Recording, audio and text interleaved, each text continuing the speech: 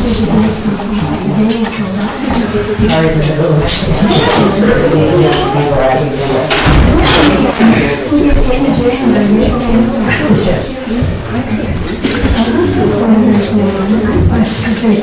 so everybody, thank you for coming. Happy New Year.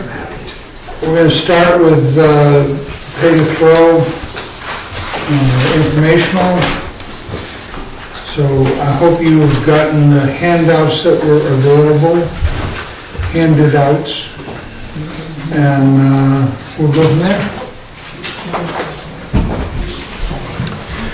So I'll start with just a brief introduction. You did get handouts that came to your P.O. boxes and mailboxes that talked about what pay-as-you-throw is, how it's going to work, how it's going to affect you, and why do it. And so I won't just, read a handout, but roughly, it's our understanding that roughly 25% of the towns in our state now have adopted a pay-as-you-throw system. It's statewide in Vermont. There are plenty of towns in Massachusetts, Maine, so you'll see it New England-wide. It is about how you handle your solid waste and finding ways to reduce the amount of solid waste generated in our town that ends up in landfills, and to switch over the concept of how we handle our solid waste to what is considered to be a more equitable way of handling that waste.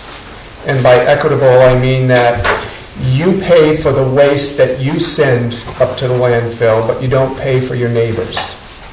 And so that is really the current system we're operating under, in the sense that the cost that we pay to haul and to pay a tipping fee for what we bury in the Berlin landfill is taken out of your property taxes, and everybody pays at the same rate.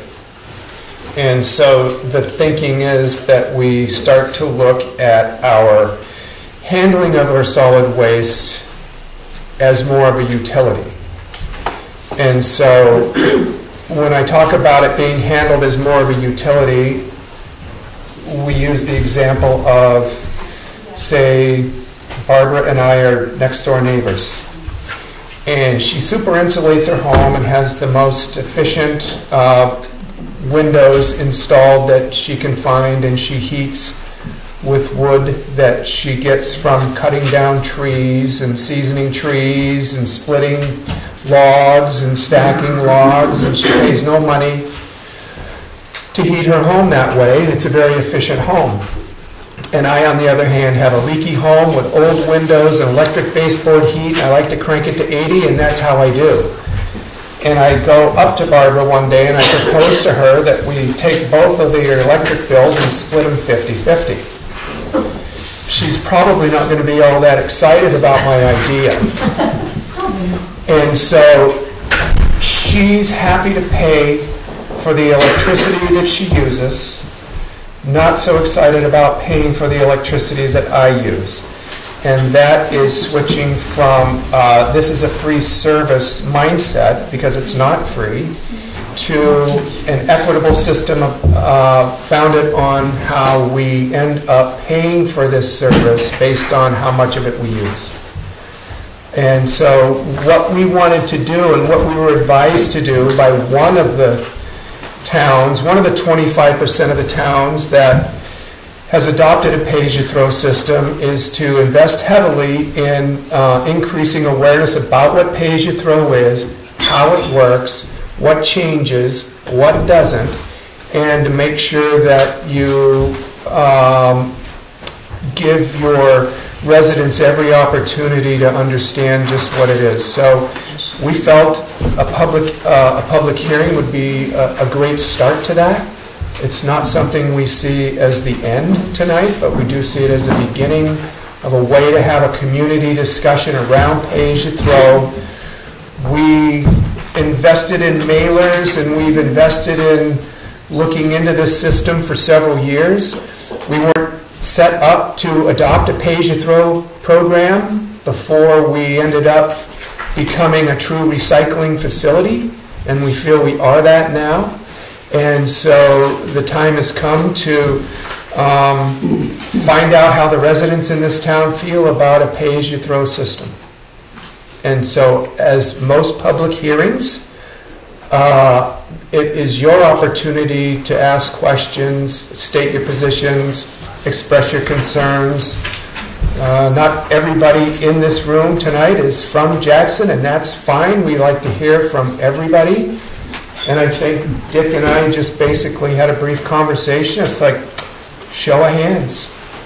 And if anybody wants to express their point of view. Now, we did advertise that the pay-as-you-throw part of the public hearing was going to start at 4.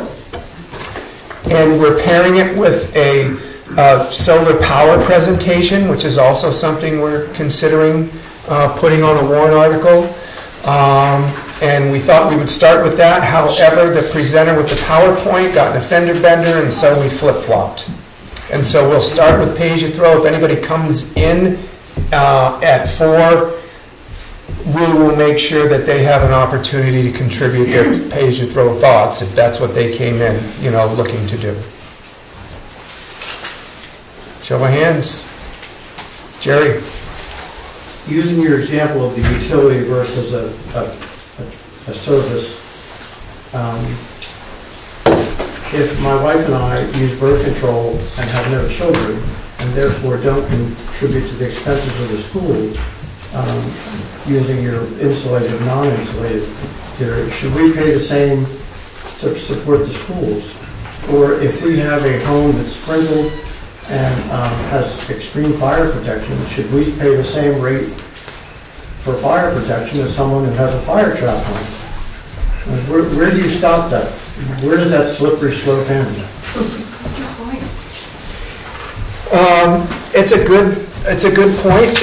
I think that's addressed in the frequently asked questions that we put out, and we just kind of recently put these together. These are based on some frequently asked questions that were brought to the town of Hopkinton, and I believe some of these might be from Keene as well. And I think towns typically look at schools differently. We don't have to have a school. We choose to have a school, especially a town this small. And so we believe that adds a lot to the community. And you're right, we're not asking for everything that your taxes are contributing to be addressed in the same manner. So why did you choose that as being what you would refer to as a utility?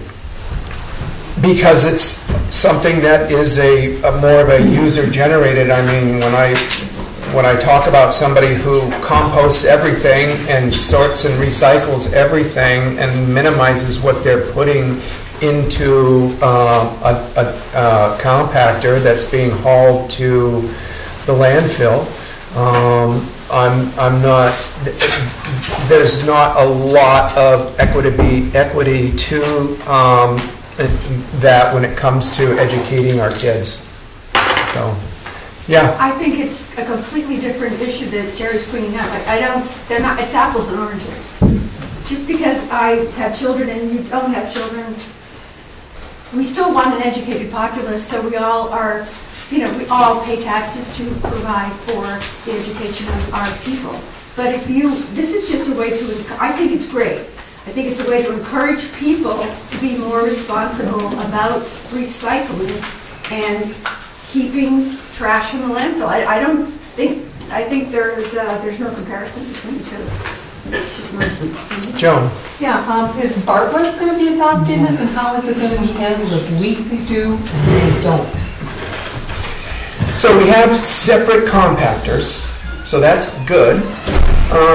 We have a transfer station committee that is made up of the 3 selectmen from each town, and they didn't feel that they were ready as a group of 3 selectmen at this point to introduce a warrant article.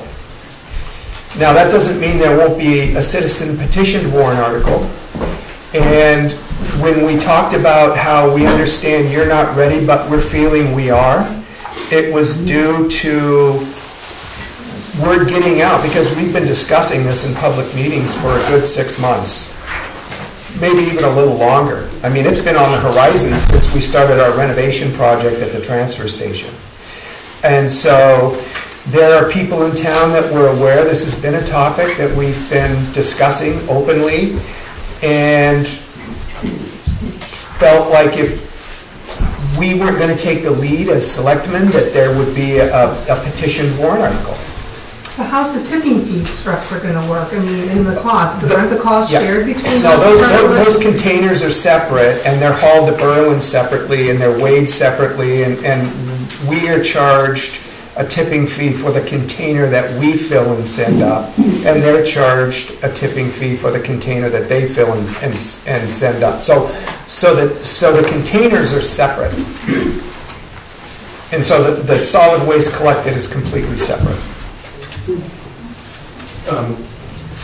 Bob, is this going on the warrant for this year? That's the discussion. So you don't know whether you're putting it on the warrant for this year or not yet? We have wording, we have talked about it, and there have been meetings where we've all felt like we are in general support of it, but we don't vote on warrant articles until the second public hearing. But at this point, I do expect that it will be a warrant article. Fair enough. Will it be a ballot vote or a town meeting vote? It would be a town meeting vote, and as all town meeting warrant articles, you know, there may be a request for there to be a secret ballot. I don't know. Do you know what the solid waste disposal fees were for 2018 yet? We do have numbers. In fact, that's how we arrived at and that's in the frequently asked questions too. We did a mathematical formula of the people that sell the bags, they're 33-gallon bags, and then they're 11-gallon bags. The actual number of our disposal fee for 2018 was. I've seen it, yeah. We budgeted at 122. Do you know how much we spent? I don't know if that's been spent completely or not, but it's available in the office. So for 2017, we appropriated 127 and spent 101. 2018, we appropriated 122. Just curious what we spent. Yeah. I understand your formula you're using there. You would have to admit at this point in time that any money you're hoping to save in solid waste disposal fees is pure speculation at this point. And it's very possible that not only can I be spending more to buy trash bags, I could also be spending more in tax dollars in compensating for possible additions of employees and labor costs at the transfer station fee, if we're in fact not saving enough money to offset any tax savings that we would get. I mean, because our numbers are so low in the disposal fee, I really don't see how we ever get to the point where you're going to be saving full-time residents any money. We could save money, extra money. I mean, I'm going to be spending more money if this goes into effect this year. It's going to cost me more money to live in the town of Jackson. My taxes aren't going to go down this year. You'll still appropriate the same amount of money, so my taxes won't go down this year. I'll just be out of pocket more money to buy trash bags. Jerry, could I just piggyback on that for a second here? Because one of my little questions today was, are these bags reusable? Can you dump? They're not. In fact, they're less environmentally friendly bags for sure. I mean, you as can't well, so tote that's- out a bag and use it again? No, you put it in the compactor just like you currently put your bags in the compactor. I don't. They're- We tend to, most do, and empty. that would be how it works, yeah. and so you what you- have to. Yeah. You have to leave your bag there. That's how pay-as-you-throw work in the towns that utilize it. Okay. I guess one of my frustrations with this proposal is that it neglects what our real problems with recycling are. It's addressing a problem that doesn't really exist, and we don't know at this point how much more recycling we're doing at the transfer station since we did the renovations with the recycling stations. what if in fact we're already recycling as much as we possibly can? We're getting close to that. And any more recycling isn't going to contribute to saving any costs at the transfer station. In fact, it could add costs to the transfer station, plus I'm out of pocket more for the bags. That's what I'm not understanding. But that's as much conjecture on your part as anything we've come up with as far as possible saving. So, yes, we don't know, but your ideas are valid, they're thoughtful, but you don't know. But let's say that we save $40,000 in disposal fees, so we go from spending $100,000 a year down to $60,000 a year in solid waste disposal fees. And I'm out of pocket as a resident, a full-time resident here, even if I'm savvy, I'm going to be throwing away 2 bags a week, maybe 1. That's still going to be probably $150 to $200 a year in expenditures to my cost for living in the town of Jackson. Plus, my taxes aren't going to go down enough to offset that cost. So I'm going to be spending more, and I'm kind of questioning why. It's not helping the environment, it's not helping what we do for recycling at the transfer station, and my costs might go up. Mm-hmm. Well, I think describing it as, we would hope everybody was already savvy, but we live in a real world and we understand that that's not the case. And that by saying there's a mandate that we really can't enforce, it takes away our ability to incentivize, or it doesn't add to our ability to incentivize recycling, and that's what this step represents. So every dollar that goes towards the purchase of a bag reduces that line item. Okay, it's strictly going to be, and that's how the warrant article will be worded, that the purchase of the bags will offset the solid waste disposal line item. And that's why we costed out. That's why we did the costing out exercise, so that we could get wrapped around. And like Dick says, we don't know. We're told that the bags are typically going to be 23 to 25 pounds that are disposed of, and so we tried to cost it out that way. And you're coming up with about 80 cents to $1 per bag if you've got bags that weigh 23 to 25 pounds, and you want to figure out how many bags make up a ton. So that's the exercise we've done. We've tried to be, and as far as what we're telling you, we're not up here telling you what your taxes are going to be reduced by, but every dollar in your tax that's on that line item right now that won't be expended because we have a pay-as-you-throw system, which, by the way, we would, if it's voter approved, we would see that beginning in July, more than likely, so a half a year in. But what is offset on that line item by pay-as-you-throw bag purchases is going to be returned to the taxpayers. So, but I think it's hard to make the argument that it's going to save the residents who live here tax dollars. It will save second homeowners tax dollars.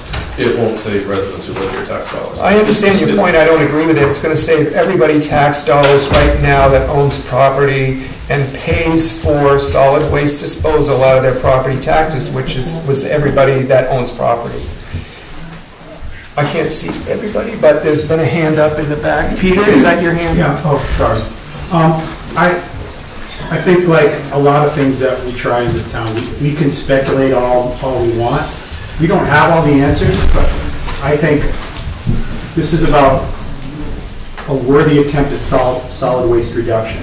And the reality is that the fees that they're charging at Mount Carberry are not going to go down in the future.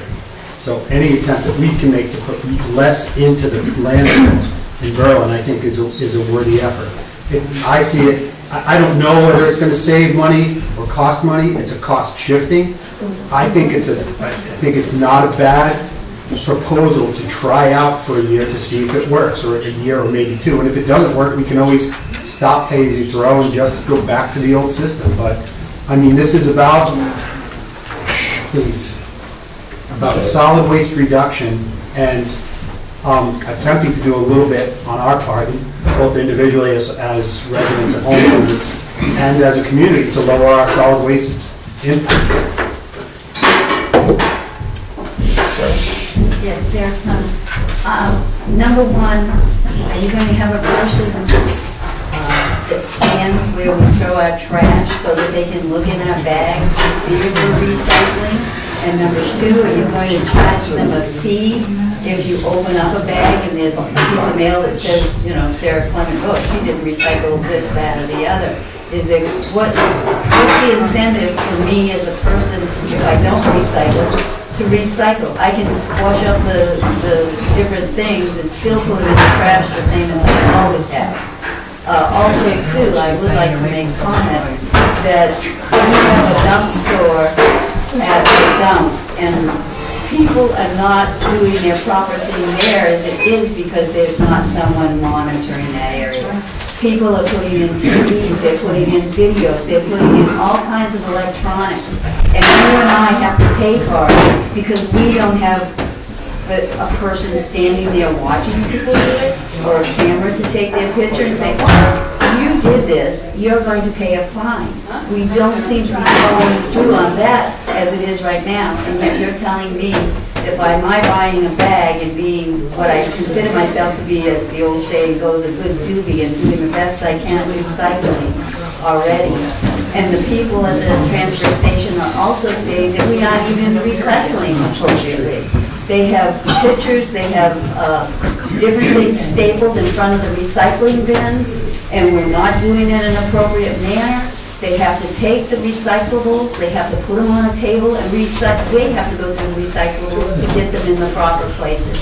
So my question is, I see this as something that could be good, but I also see it as something that's going to end up costing money.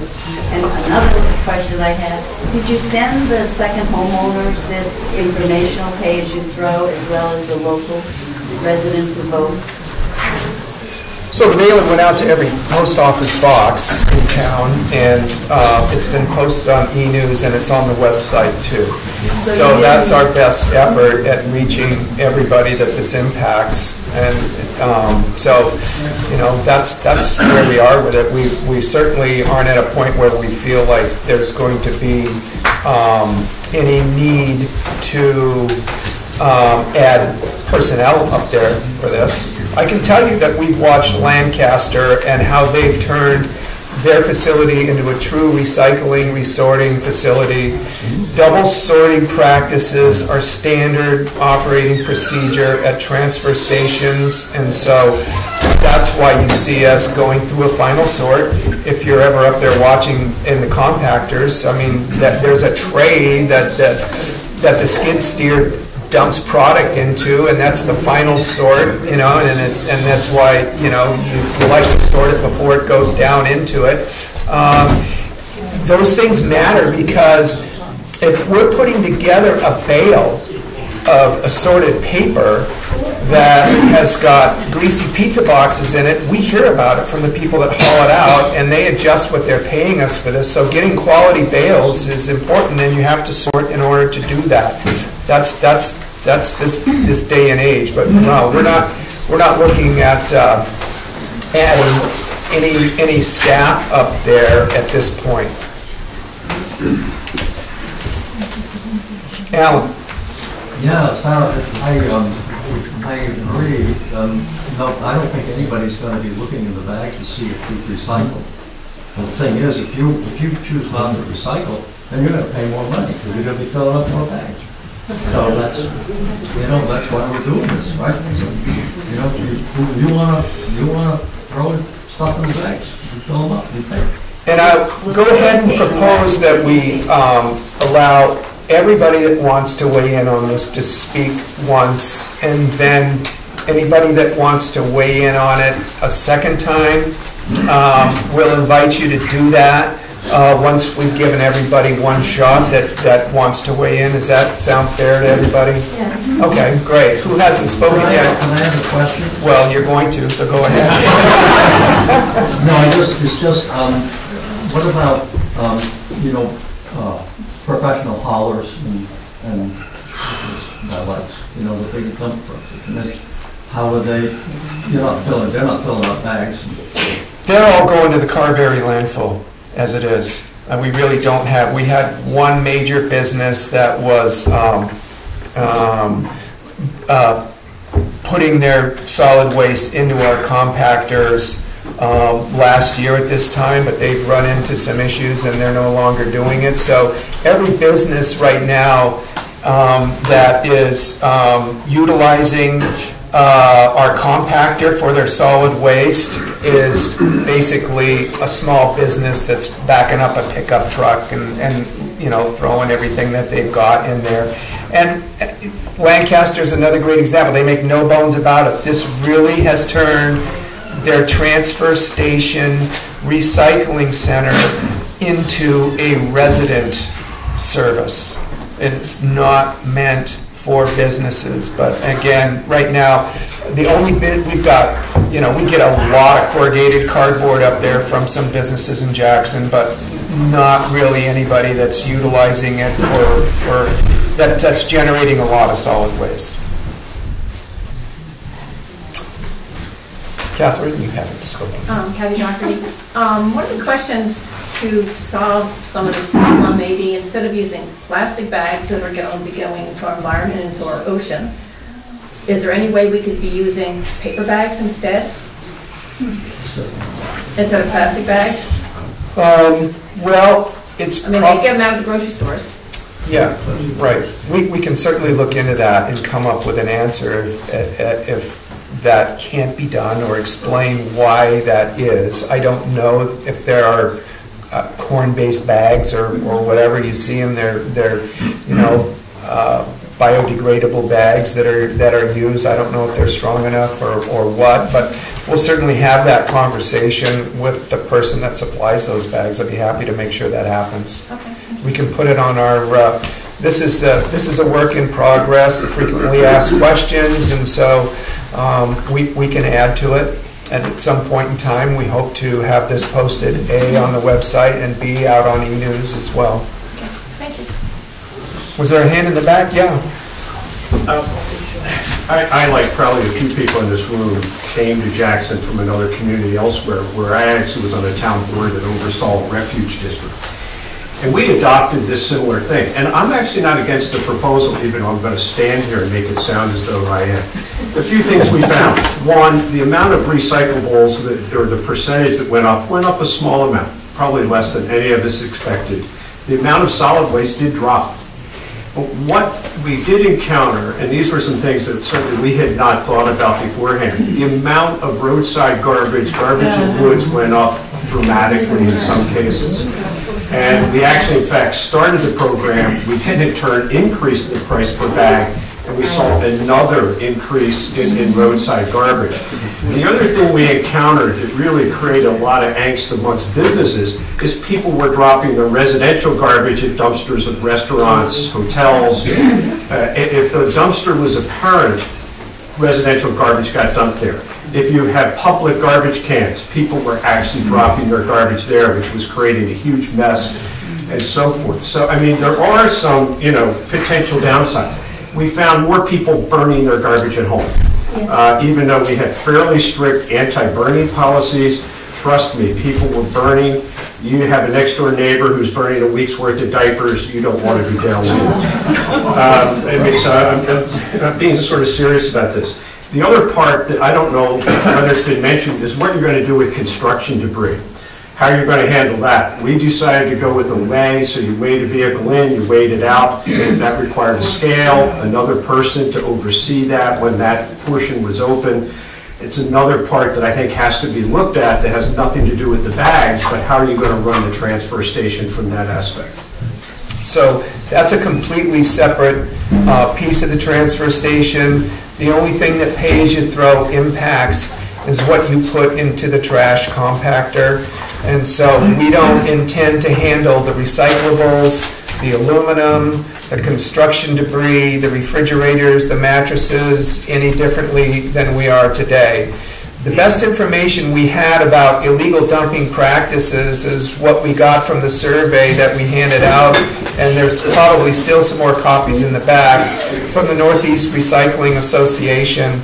illegal dumping is like the third column from the right, and every town said either it did not increase, there was no illegal dumping that increased as a result, or it was rare.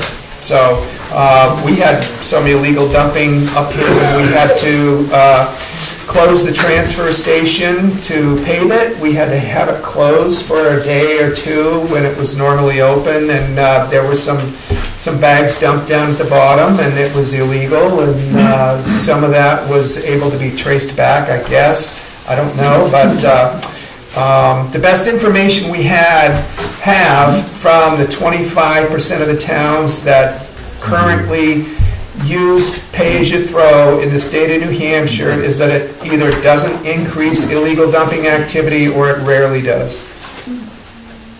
Another hands or more hands? This is the first time that I'm coming to a meeting and I talk to the public, to the people. 40 years ago in Switzerland, this order already existed. And I'm happy that I hear the voice from the gentleman back here talking about the problem of waste tourism. We already have that waste tourism going on, you just don't realize it. Most of the people sitting here may have gone blind, going to the transfer station, not realizing on how much is being brought to Jackson and Bartlett into the dumpster from outside.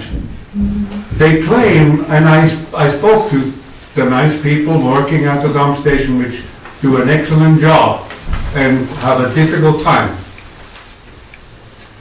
They claim, oh, they have second homes here, they pay some taxes. But that's not their main residence, and that's not their main use, because they pay already where they live, they bring it to us because it's free.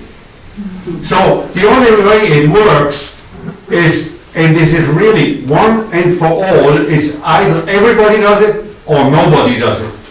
If we, just as a single community, and especially with this transfer station, Bartlett doesn't do it and we do it, how much do we get being thrown into the other bin? Do we need an inspector to check who has the right to put it where? I think it's very important to realize the basics, that the recycling has to be done.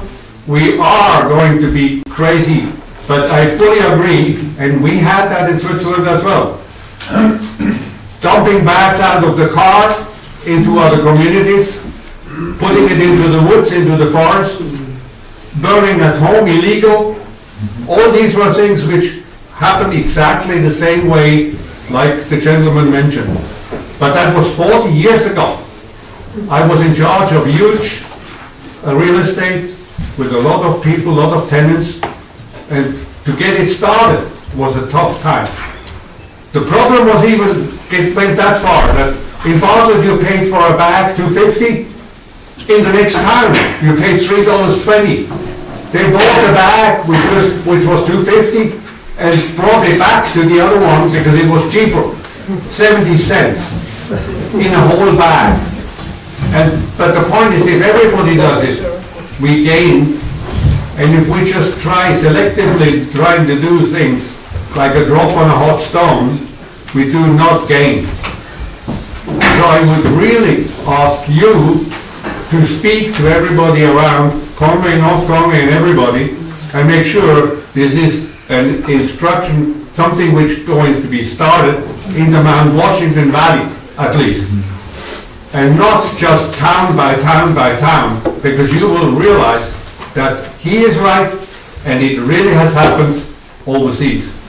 We are now over 25 years resident here. You're 30 years resident. Yeah, and I have to say, I'm proud to be here. I'm proud to be dual citizen, and I'm very, very happy to live in Jackson. But I will really ask you very seriously, instead of nitpicking whether a paper bag or a plastic bag or this and that and whatever, go down to the real source and check out the basics and make sure it works for everybody. and he could never do 100% right like the gentleman is trying to get. That there's always people, like the fellow which said he has made sure that he had family planning, he doesn't have kids. We don't have kids either, but it was our decision, so why shouldn't we pay for everything else? We decided not to have, and not to have any more. So we still pay to the community, we pay to everybody, to the environment. It's solar, whether everything else, wind turbines or anything else, everybody, it's do it, but not with me. Do it next door, do it to the neighbor, do it to everybody else. Instead of, let's do it together and find out and behave. If you look at the problem of the packaging industry, the biggest problem which also had, which he did not mention, Hannaford, Shaw's, and Walmart would get dumped, because what happened is you buy something, you unpack it right there, and leave the box in the trash right there, because you don't take it home because you have to pay. And then you would see the mountains of waste, which our packaging, our huge packaging does. You look around McDonald's, look around Burger King, look around all those, with all their packaging, and the correct thing is, all the now free bags which are available at the gas stations and at the hotels and all that, they will all disappear, because they will have to pay for your trash you leave behind. So I do not want to go any deeper, but there is much, much more to be thought about. Just wondering, how many tons of trash does the town of Jackson currently produce in a week? Back a few years ago, it was like 800 tons a year. We looked at our November numbers, and I think we had 3 hauls, and one was 5.5 tons, one was just under 4 tons, and one was a little bit more than that. So, you know, the container, the tonnage on the containers varies based on what goes in, but that's roughly what we had in November. That's just trash? Solid waste disposal. Solid waste, okay. Yeah. Because we've been picking up recycling all the items that are on your list so far, right? You do that now. The question I have is, when we're up there, when I'm up there, I see a lot of people from Jackson use the recycling bins. They really do. Most of them. You see them over there sorting, and I'm asking questions, where do you put this, where do you put that? I don't understand how this is going to save much money when we've got a town of about 800 people, give or take, producing a limited amount of trash. If you're already doing all this other stuff, the residue will not be that much. If that's what you're doing now, you're doing about the same as we've done for 10 years, because we always recycle for 10 years. But what I'm curious about is how much money you think you're going to save in a year. B, is Bartlett going to participate? C, if we have a contract with Bartlett that they manage the transfer station, and D, we don't have any scales up there which prevent us from getting value of the loads we pay for in other stuff that come in during the week, and then we get up to Berlin and the trash weighs more than we paid for when they came in with the tiles and shingles and stuff. So there's a lot of questions to be answered before you're done, because the other thing is that Bartlett is not included. It won't work. Because how then you find out which person put more weight into the recyclable containers? How do you know? You're not watching that. We're not weighing recyclables. We're just, no, I know. We're just dealing with solid waste. Right. But I don't see how you're going to save enough to charge people. I mean, doesn't make sense. I'm paying 3 times as much tax for town taxes now as I was 15 years ago. I don't see where you're going to save the money. We're still paying about the same amount every year as we always did at the transfer station, about 100, 118,000 or something. Seems like that our cost every year. What are you going to save? I mean, that's, before you enter a project like this, you gotta know if you got a, you know, an argument for the cost that you're gonna inflict on the people. Yeah, we went into that a little bit, and so the budget's probably somewhere around $122,000, $125,000 right now. And the bag cost proposal would be about $1 a bag. That's on the low side compared to most of the towns on the list, but it's what we costed out, tipping fees and transportation costs to cover us for, you know, what we take up there. So we would expect to have a huge bite taken out of that $100,000 a year amount. Number one. Number two, it's going to mean that in towns that have done it, it has reduced solid waste disposal anywhere from 25 to 45%, and every town the starting point is recycling. So then they're incentivizing further sorting and more careful recycling from the homeowner and whatever. And so it's been shown to decrease towns that have done it, the amount of solid waste by 25 to 45%. That's less that goes into a landfill.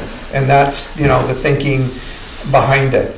So we can't sit here and tell you how much your town budget's going to go down on that line item next year, but that's our hope.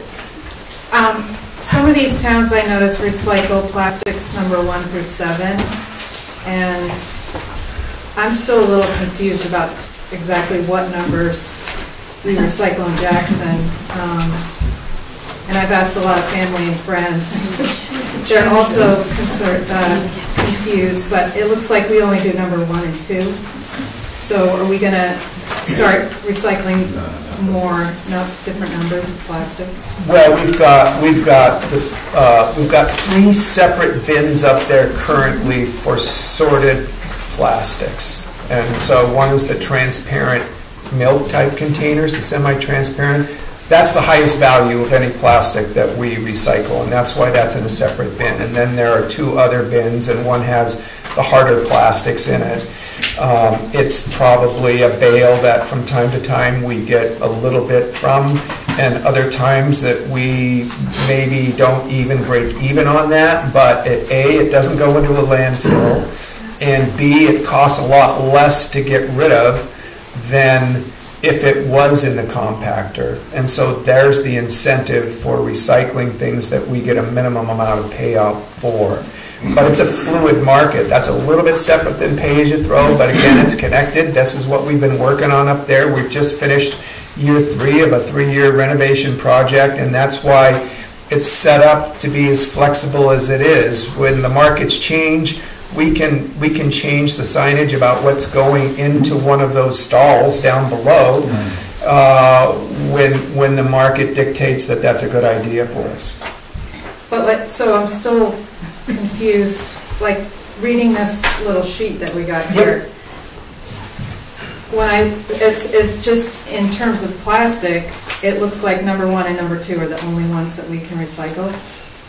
So like when I get my take out Indian food in a little semi-transparent container, I'm just still confused, like do I put it in, it says number 2 semi-clear, does number 5 semi-clear go in there, or is number 5 just go in the trash? Yeah, well, the way I figure it out when I go up there and recycle is that they've got examples of what goes into each one, and it seems relatively clear. You see 6 different recycling streams on this. 3 of them are plastic. Not every example is on this, but I think they do a pretty good job up there making it clear what goes into each one. I sort of did a survey of friends and family, and a lot of people I think are really confused about it. Okay. Well, we just started feeling like we were a true recycling facility around July 1st. And that is when a lot of what was being sorted was going into compactors anyway, because we didn't have the capacity to make bales. And I don't want to get off on a huge tangent here that's unrelated to pay-as-you-throw, but as of July 1st, we really felt like very little of what was going into those stalls was then just being transferred into the compactors because we didn't have ways to bale it. And that's why it's been a 3-year renovation project. We have new balers, we have repurposed balers, we have dry storage space that we didn't used to have, and we're still working to get more storage containers up there to increase our dry storage space. But pay as you throw, yeah, Ken. Just to try to clarify the question before, certain number 1s and 3, 4s, and 5s are not being recycled right now. Even if people throw them into the one bin, they're going over to the dumpster and then headed toward Berlin. Is that correct? Right now, it's my understanding that all the plastic up there, as of, say, a month and a half ago, is being baled. So even the 3, 4, and 5s are being baled? That's correct. Everything that's going into one of those 6 stalls is being baled. And is there a market for the 3, 4, and 5 currently? Except glass. Well, again, markets are fluid, and I talked about that a little bit earlier. So we may be not making much money on baling something to have it hauled out and keeping it dry and just doing nothing more than reducing our solid waste disposal cost and avoiding putting things in a landfill. But that's not, those two things are not necessarily bad incentives in our minds. Well, that's the clarity question then, because this essentially says that 3, 4s, and 5s would go into the dumpster. And I was and I'm not told that they do. Yeah, and that's, By the people and I just want to get some clarity on that. Well, 3, 4, and 5s are not labeled on here, right? Right. Right. Well, they should be. Which suggests that they're going to the dumpster, to the landfill. I thought you were referring to what we said we were recycling on this sheet. So I don't have that information, but we can get it for you. But the question is, are 3, 4s, and 5s also to be recycled? They don't go into your blue bag that you have to pay for. They are being baled and then stored and then being held until there's a market for it. What we're baling and storing is what we're recycling into the stalls. And so that's number 1 peat, number 2 solid, and number 2 semi-clear. And so 3, 4, 5, 7 is another one. We've had conversations with other transfer stations that feel like from time to time they get a market for things like that. It's certainly going to give us incentive if we feel like the town really wants to support this way of dealing with waste, to get prepared between now and July to find ways to deal with number 5, number 7, some of these other plastics that we're currently not dealing with. I mean, make no mistake about it, we've got warrant articles that are probably going to be up for a vote in this town that are going to allow us to learn a lot about you. Go ahead. Oh, wait, let me give everybody one shot first. Were other methods of incentivizing the town research? And if so, what were they? The only really other cost associated with disposal that we came across was not something that we would put in the category of an incentivization plan, but it was simply charging an annual charge for a transfer station sticker.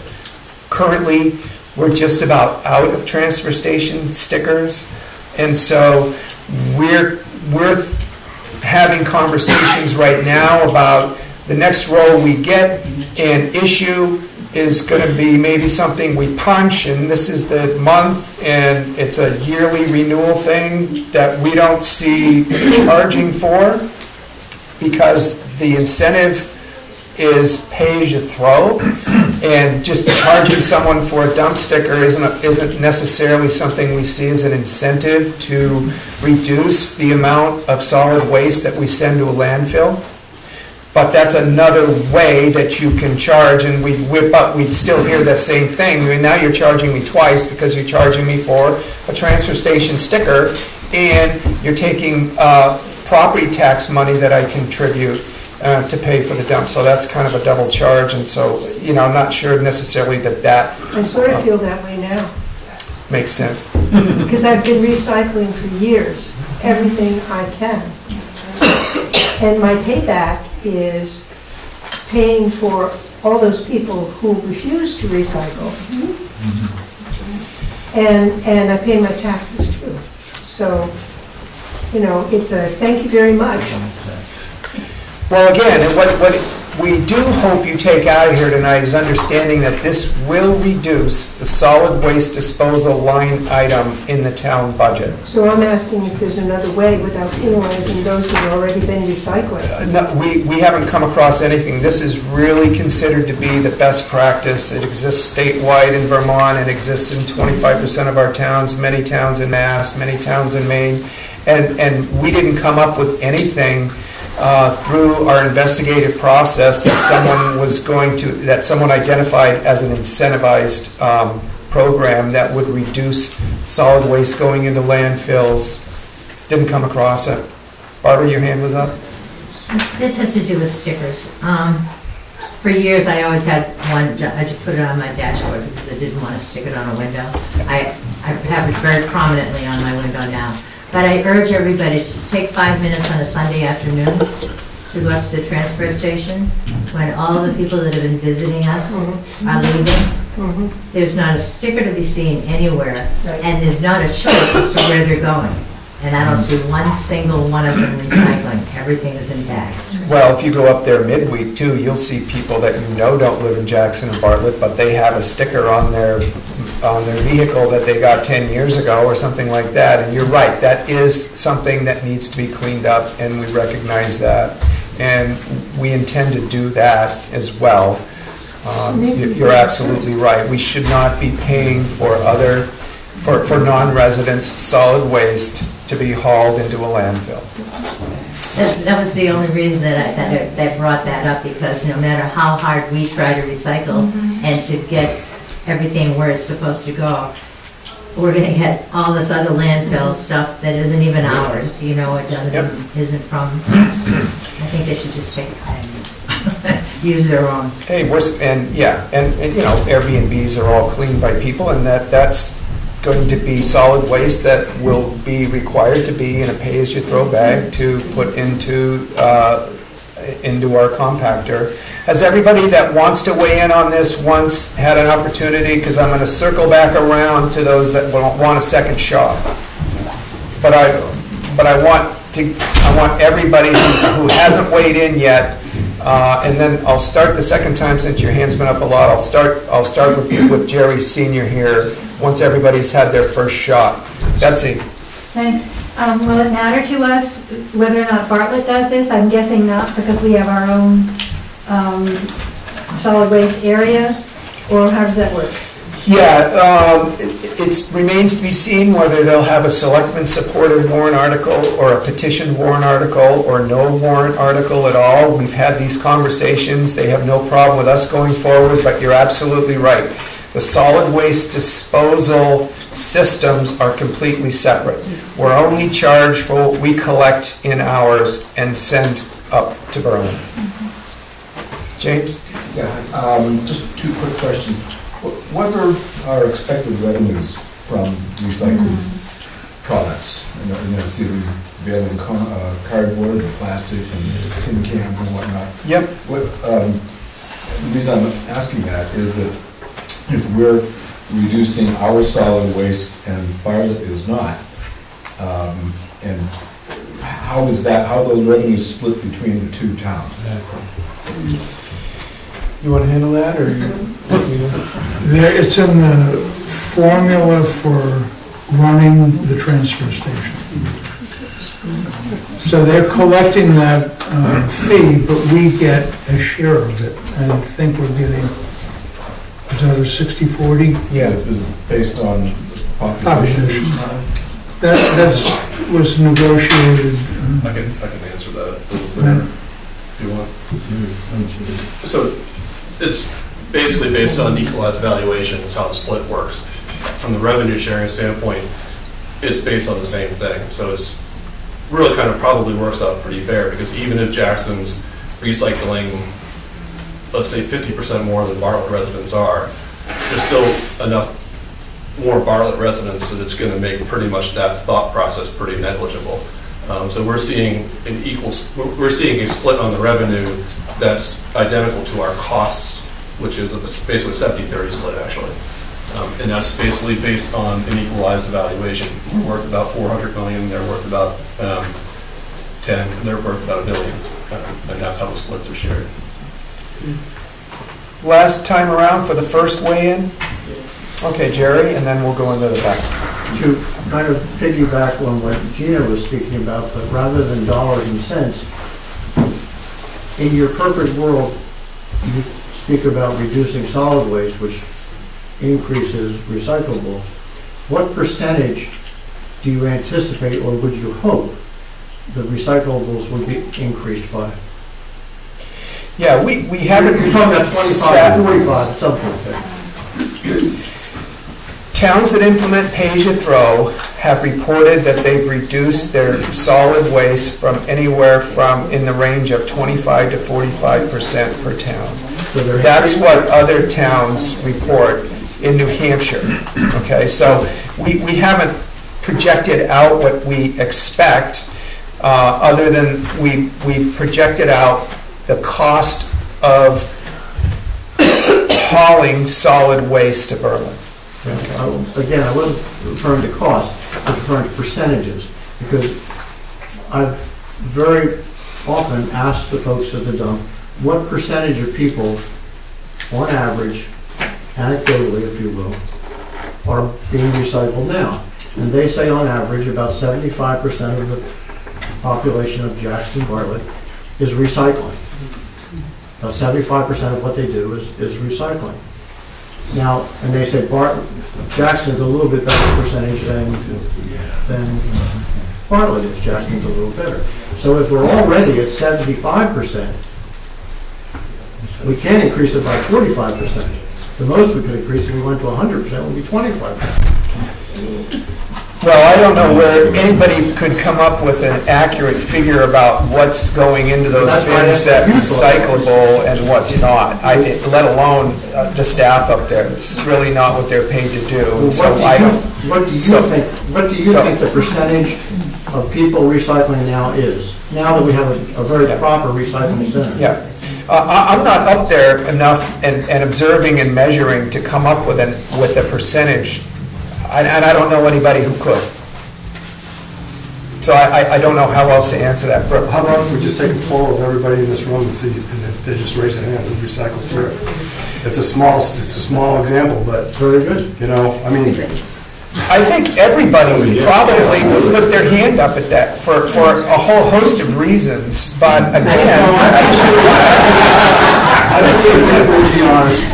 nationwide, 35% of all the waste that people generate is a paper product.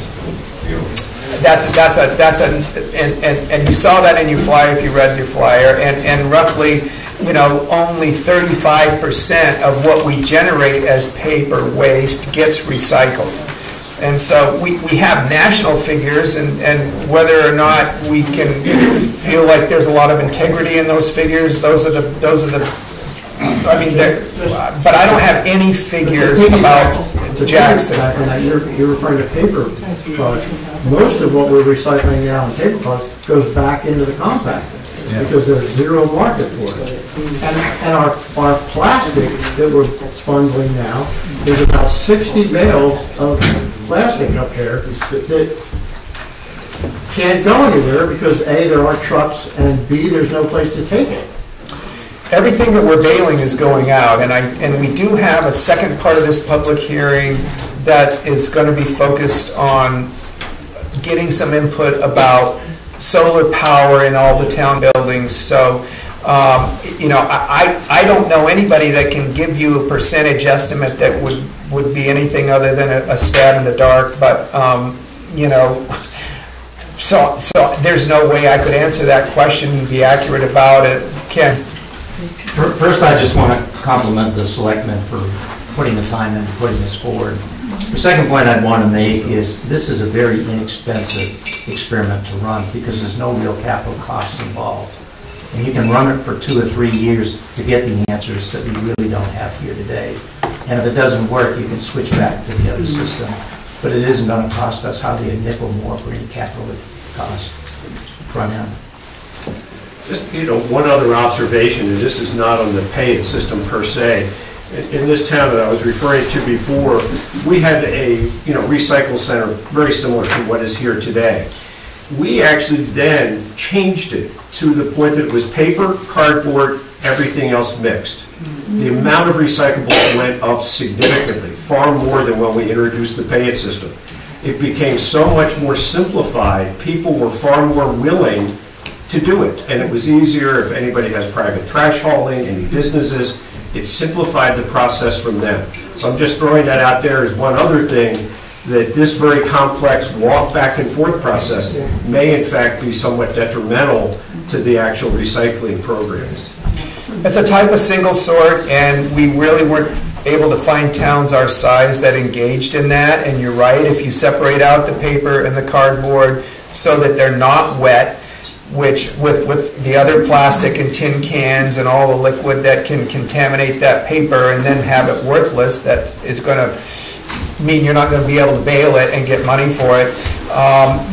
The single sort systems, even Littleton felt like they were a little bit too small to really come up with an investment in a single sort system. But you're right, they're out there. Some of them work. I think if you probably went to Concord or something like that, they're on a pay-as-you-throw system, and they may have a more of a single sort type thing that is very simple. It's like paper, cardboard, everything else. I don't think that we're there yet where we could afford that. That would take more man hours up there. Maybe it would take a conveyor belt. I don't know, but towns bigger than ours have told us that they're too small to do it. So we've listened closely to that. But that's not to say that they're right and there's no future in that. But it's already been pointed out, there's not a lot of investment in order to make this work. If it's voted in by the residents, we're going to do it. And if it's not voted in by the residents, we're not going to do it. And if it's voted in this year and then voted out next year or 2 years because you don't like the figures then we'll know. Once we have an opportunity to adopt this, we're going to know just how much that line item is reduced. We're going to know how much our recycling funding stream is increased, if all. We're going to be able to tell you in hard numbers what the difference was between July 1st and December of 2018 and what we hauled over to Cardbury, and the difference between July 1st, 2019 and December of 19. We'll have hard figures at that point, so we won't need to be wondering and speculating and estimating anymore. We will know. So you just said that it is going to be a warrant article, it's not going to be a decision you make on your own? No, yeah. Okay, but you just said you were considering it, so now you we're considering putting a warrant article on, and I would imagine that we will. We've looked at some wording from other towns just because those warrant articles are out there, and we expect to be able to put it in front of the voters to find out how they feel about it. Another question. How big are these bags going to be and how much is it going to cost? Currently, all the towns on the list are looking at a 33-gallon or a 30-gallon bag only. Most towns have a 33 and a 15-gallon bag, and we've looked at that, and from what we've already heard from people, we feel like it's appropriate to have a big and a small size bag. I'm interested in hearing more about this, but I wonder if it would make sense to move on to the solar since it was the first on the agenda, and I think they're ready to go. Okay. Or at least maybe put a time limit on talking about the trash. Yeah, let's see if we can wrap this up in the next 7 minutes, and that takes us till 1:15. Is there anybody else that wants to weigh in a second time? Or Hank, you didn't get a chance to weigh in the first time. Go ahead. It seems like people have brought up the issue of abuse at the dump, of people coming from other places and throwing their trash there. Something that would be almost no real cost to the town would be a yearly dump sticker. Yeah. That would eliminate much of that abuse. But you're going to have to buy the bag now to be able to. We mentioned that earlier, and that we are just about out of our dump stickers, which seem to be some sort of a lifetime permission to come up because there's no end date on them, and we do intend to issue those either on a yearly or bi-yearly basis. Second comments? I just was going to suggest that perhaps they be issued when you register your car, something that's easy, for everybody. Yeah, absolutely. Go ahead. And yeah. I just want to say I think it's a very good idea, and I think that it may not be perfect, but we should try it. And even if our town doesn't make a nickel on it, we are saving junk from sitting in landfills. And to me, that's the #1 issue, not whether we save money or not. Brooke, your hand is up. And the bags should be recycled. Yes. I would only add that to what I said. I just go back. Home stretch here, people, and then we'll get on to the solar piece. The dump sticker question. And, what happens if somebody shows up, let's say we issue these dump stickers, on a yearly basis, and they don't have a dump sticker for the town of Jackson? Does that mean that they can't participate, they can't recycle, they can't throw their solid waste away? I mean, how are you going to deal with people with no stickers? Because there's a lot of them. And every time I go to the dump, I look around at all these vehicles and I go, I actually was asked for a dump sticker. I got a fire department plate, I got, it's a great dump sticker. So I had one, but it was faded, so they gave me a new one. I mean, I was bringing a lot of stuff to the dump. But, I'm sorry, I shouldn't call it the dump, transfer station. So,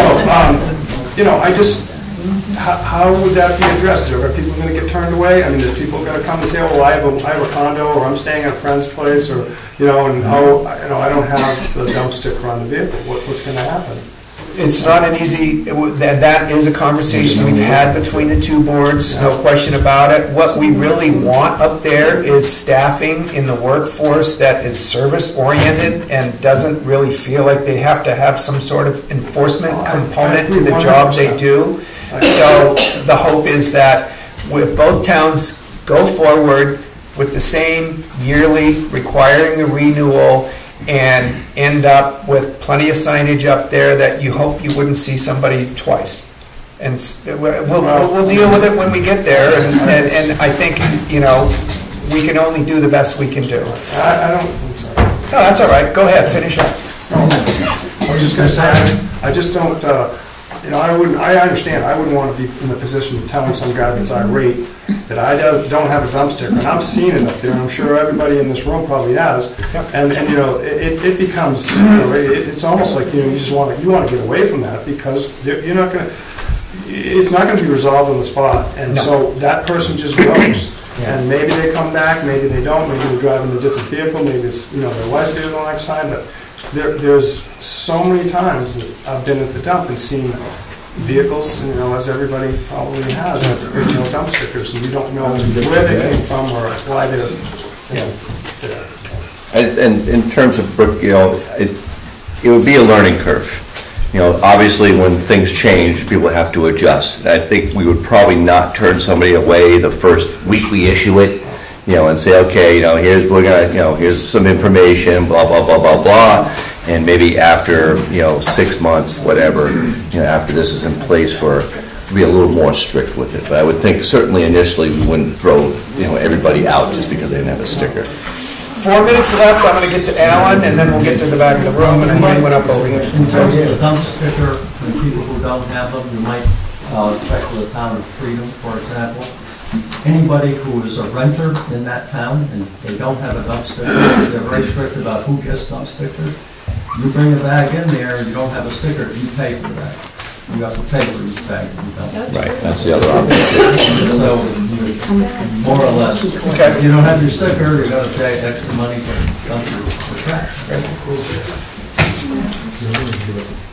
These 30-gallon bags, I know what a gallon looks like as far as a carton of milk. What do they weigh? How are people gonna lift these things? 30 gallons is huge. That's the bag that you buy in the store. You buy 2 different sizes, basically. Your kitchen trash bag would be an 11 to 13 gallon size, and what goes into a garbage can is a 30 or a 33 gallon size. And so we're told by the people that make the bags, and that's where we went for the answers, that they'll typically hold, you know, on average 25 pounds, and they're designed to hold more. And we're gonna have 2 sizes, like some of the others on here, a smaller and a... That's the thinking. I mean, we have heard from people that's like, I can't even generate enough solid waste in a week for a 33 gallon bag, and so it's going to smell, or I need a smaller bag. And so to provide that service, that's the conversation we've had. My other thought is elderly people lifting them. Two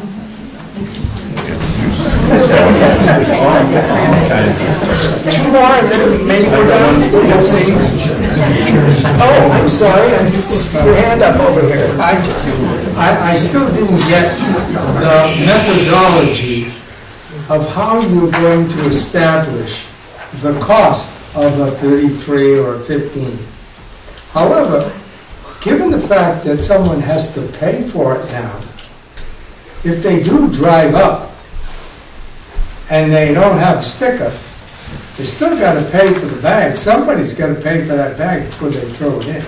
So that may have a little different color to the problem we're having. But to come back to it, what's the methodology that you're going to determine what the cost will be per bag? So that's on the frequently asked question sheet that we handed out earlier too. It's about halfway down page 2, and I'll just read it. How much do the bags cost? Typical minimum price municipalities charge for a 33 gallon bag is $1. They'll hold between 20 and 25 pounds of waste on average.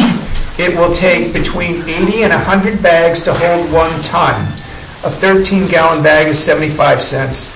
Associated cost to dispose of 1 ton of waste is going to average $80 to $100 per ton. That's the tipping fee and the transportation cost that we typically pay. It's a range because some of our containers that we pay $210 to haul over hold more in that load than another load. So in November we had containers that held 3.5 tons. We had containers that held 5 tons. We're charged the same amount for transportation because it's transportation by the container. So that's about $80 to $100 per ton is the methodology that we use to determine fair bag price. Most of the towns on this list charge more than that, but we just wanted to look at what we needed to cover the cost in that line item. And just add to this thing, where I am living in Florida as well as here, Vero Beach, they have 2 containers, they're huge, that each homeowner has. And they've got some contraption machine that comes along, picks it up, and flips it in, and we do not separate, other than garbage. Everything else, paper, dirt, all goes in one. And somebody else sorts it somewhere else. They have a sorting station. Is there anything like that in this area? So that question came up a little earlier, that single sort, and we're really not of a size and don't know of any towns our size that feel like they can afford to set up a single sort system. And obviously, we're not doing roadside pickup. We have some private people that do roadside pickup, but we don't. Anybody else who has not weighed in twice that wants to? In the back, far back, you haven't weighed in once yet. Yeah, I came in late, and I wonder what it's going to cost the residents of Jackson to buy these bags compared to what it's going to save us in our taxes. Well, we just went through that. It roughly takes 80 to 100 bags for a ton of garbage, and that's where we came up with the $1 per bag formula for that. Okay, last two, and then we're gonna move to solar. Yeah. How are you going to monitor this? Because if they're having trouble with people driving up now without stickers, anybody can drive in with any old bag and throw it, who's gonna stop them? Does Jackson have to go and hire somebody to sit at that booth all the time? We don't have anybody now. Yeah, we're not intending to add any money to the payroll. So there's going to be signage, there's going to be an informational. With cameras there. Yep, this is the kind of thing. If there are license numbers that we need to get, then that's what we'll do. Absolutely. Jerry? This is a solution to a problem that existed 4 years ago. Solid waste management, municipal waste management is changing, and is changing today from what it was yesterday. Recycling is a problem. It's not, the solution isn't, this isn't going to fix. Solid waste, we know we want to reduce our solid waste in Jackson as far as the best practice is concerned. It may not be. All of the questions that have been asked tonight indicate that the problems we have at the transfer station are big, and they need to be addressed. Addressing solid waste isn't going to address any of those problems. It's only going to introduce a logistical nightmare for you, for the residents of the town, and the employees at the transfer station. I would urge you to selectmen scrap this idea and work with the selectmen in Bartlett to address the real problems that we have at the transfer station and how to really address the problem of recycling. Recycling is a problem in the entire world right now. The city of Savannah stopped recycling plastic because there's no market for it.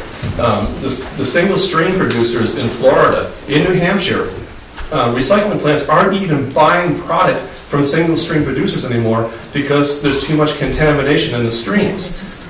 There's real things that we should be addressing and need to discuss and need to educate the population on. Solid waste reduction is something that was 4 years ago. We're way beyond that now. And I don't think you're prepared to properly instigate this program, and you're ignoring real problems. And that's why this kind of aggravates me. Thank you, everyone, for your input. We heard the whole continuum expressed here, and I think there's one thing we can say, that if you expressed yourself tonight, there was definitely someone in the room that disagreed with you. This is what we schedule these things for. It's our opportunity to collect information from you. We're going to move on now to the solar power